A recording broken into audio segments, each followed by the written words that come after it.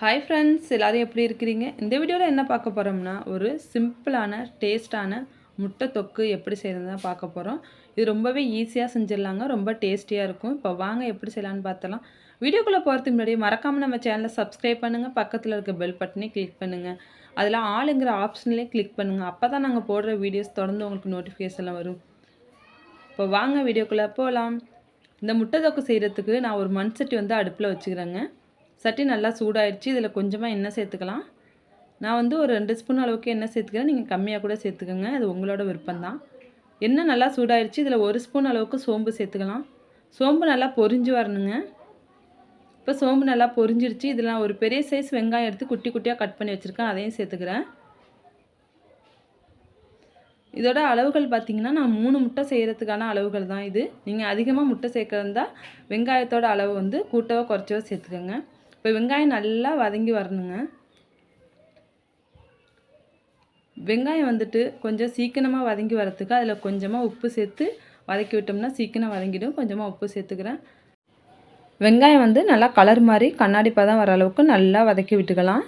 வெங்காயம் நல்லா வதங்குனுச்சுன்னா இந்த தொக்கோட டேஸ்ட் வந்து நல்லாயிருக்கும். அதனால தான் வெங்காயம் இப்போ நல்லா வதங்கிடுச்சு. இதில் ஒரே ஒரு பச்சை மிளகாய் கிந்திட்டு சேர்த்துக்கிறேன். 1 ஸ்பூன் அளவுக்கு இஞ்சி பூண்டு பேஸ்ட்டு சேர்த்துக்கிறேன்.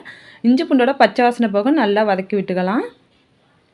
பாருங்கள், இஞ்சி பூண்டு நல்லா வதங்கி வந்துடுச்சு. இப்போ இதில் மசாலா ஐட்டம்லாம் சேர்க்க போகிறோம். கொஞ்சமாக மஞ்சத்தூள், 1 ஸ்பூன் அளவுக்கு நான் காஷ்மீரி மிளகாய்த்தூள் சேர்த்துக்கிறேன். இது காரம் கம்மியாக இருக்கும், அதுக்காக தான். நீங்கள் உங்கள் காரத்துக்கு ஏற்ப கூட்டவோ குறைச்சோ சேர்த்துக்கோங்க. 1 ஸ்பூன் அளவுக்கு மல்லித்தூள், 1/2 ஸ்பூன் அளவுக்கு கறி மசாலா சேர்த்துக்கிறேன். உங்கள்கிட்ட கறி மசாலா இல்லைன்னா கரம் மசாலா கூட சேர்த்துக்கலாம். இப்போ எல்லாமே எண்ணெயில் நல்லா வதங்கி வரணும், பச்சை வாசனை போக. இப்போ எல்லாமே எண்ணெயில் நல்லா வதக்கி விட்டாச்சு. இப்போ இதில் நான் ஒரே ஒரு தக்காளி எடுத்து நைஸாக அரைச்சிட்டு வந்திருக்கேன், அதையும் சேர்த்துக்கிறேன்.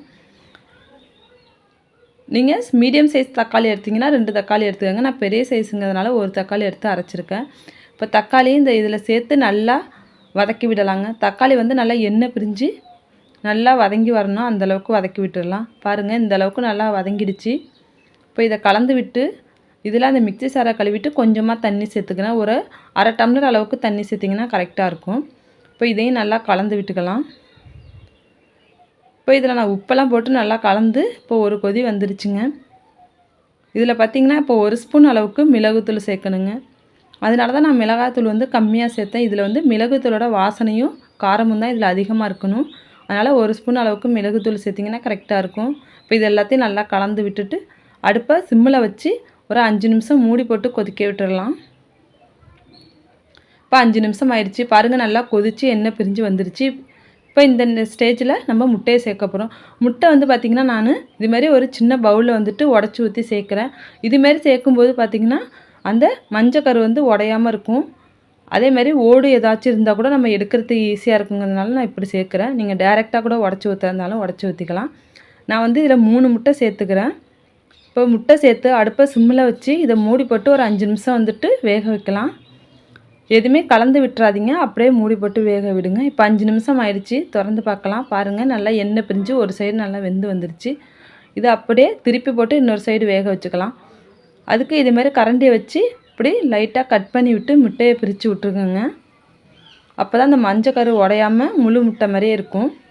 இப்போ இதை அப்படியே திருப்பி இன்னொரு சைடு போட்டுக்கலாம். இப்போ இதையும் மூடி போட்டு ஒரு 3 நிமிஷத்துக்கு வேக விட்டுடலாம்.